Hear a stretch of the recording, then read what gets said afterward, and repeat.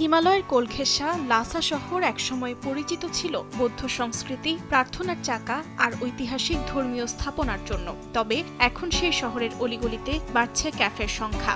10 লাখেরও কম জনসংখ্যার এই শহরে রয়েছে 8 শতাধিক কফি শপ। স্থানীয়দের পাশাপাশি পর্যটকদেরও আকর্ষণ করছে ঐতিহ্যবাহী তিব্বতী আবহে তৈরি এসব কফি শপ।